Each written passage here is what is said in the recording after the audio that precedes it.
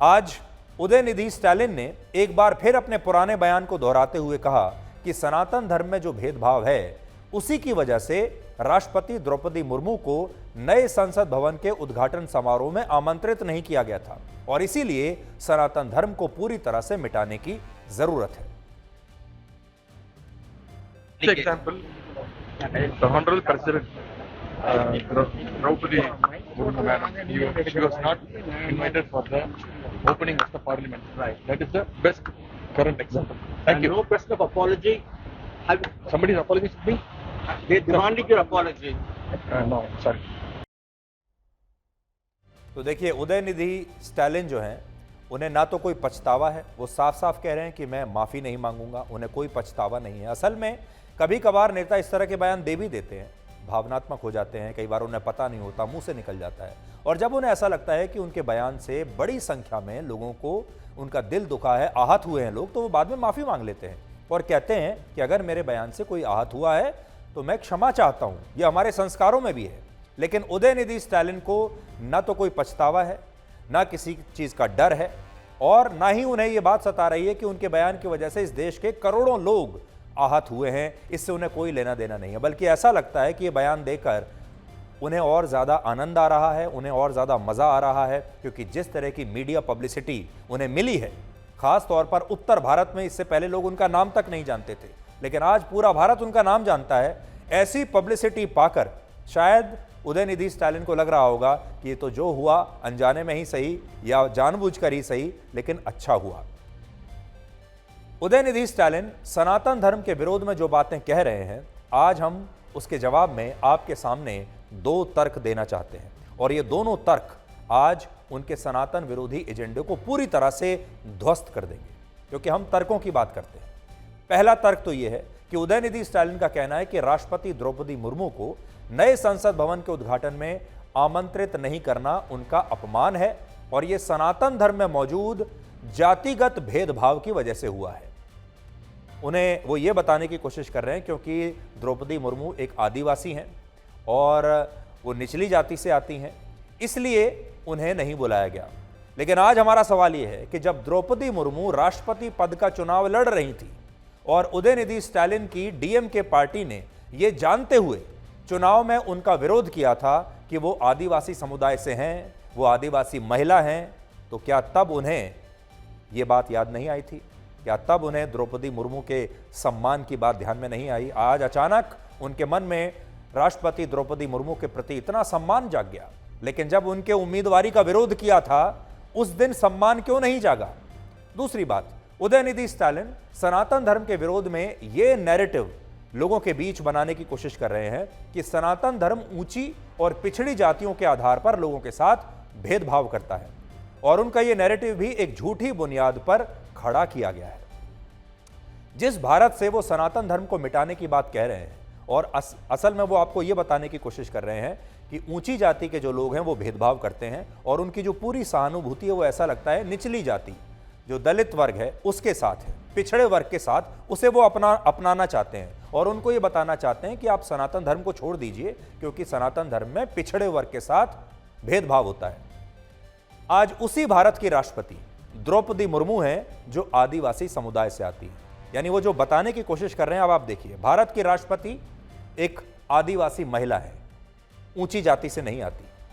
उसी भारत के पूर्व राष्ट्रपति रामनाथ कोविंद दलित समुदाय से आते हैं। भारत की सरकार का नेतृत्व कर रहे प्रधानमंत्री नरेंद्र मोदी खुद ओबीसी समुदाय से आते हैं। भारत की सरकार में इस समय 77 में से 27 मंत्री ओबीसी समुदाय से हैं, 20 मंत्री दलित और आदिवासी समुदाय से हैं और यह आजाद भारत की पहली ऐसी सरकार है जिसमें 61% मंत्री, 61% मंत्री पिछड़ी जातियों से आते हैं। ऐसा इससे पहले कभी नहीं हुआ। असल में अगर आप देखेंगे तो ये सरकार जो है ये पिछड़ी जातियों की ही सरकार है क्योंकि 61% मंत्री पिछड़ी जातियों के हैं।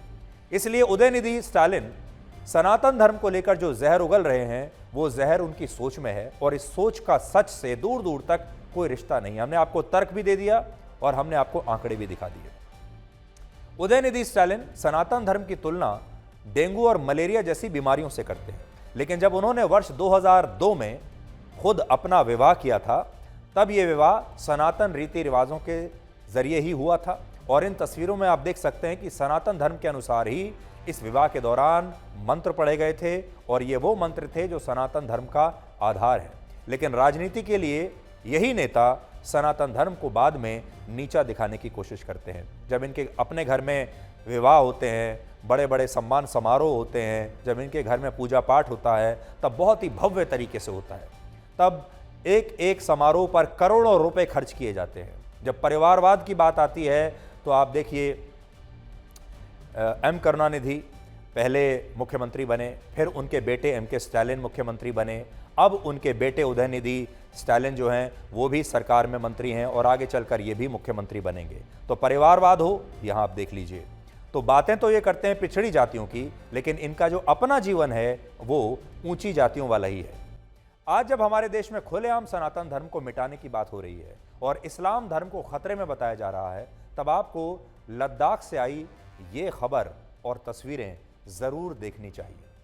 आज लद्दाख की राजधानी लेह में लव जिहाद के खिलाफ एक बंद बुलाया गया था और यह बंद हिंदू धर्म के लोगों ने नहीं बुलाया था, बल्कि यह विरोध प्रदर्शन बौद्ध धर्म के लोगों ने किए हैं। बौद्ध धर्म के लोगों का कहना है कि पिछले कुछ समय से ऐसी कई घटनाएं हुई हैं जिनमें मुस्लिम लड़कों ने बौद्ध धर्म की लड़कियों को लव जिहाद में फंसाकर उनका धर्म परिवर्तन करवाया है और इसलिए अब वो लद्दाख में धर्म परिवर्तन के खिलाफ कानून लाने की मांग कर रहे हैं।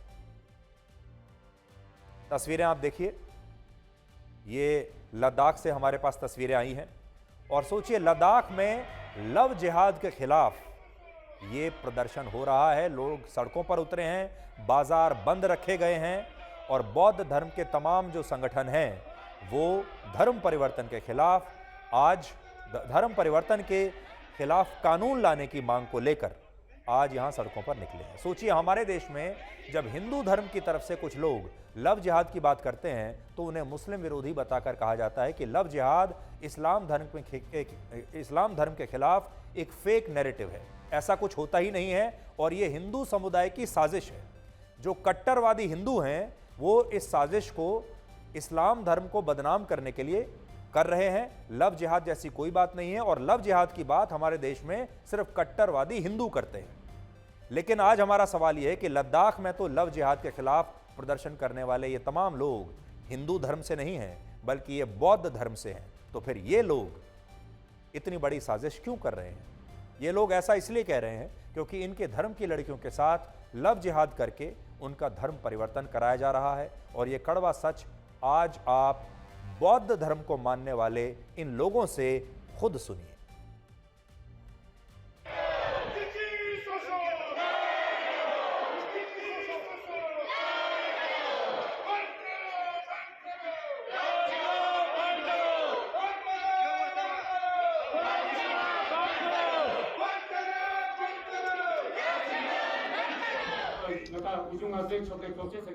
भारत के 9 राज्यों में धर्म परिवर्तन को लेकर कानून है।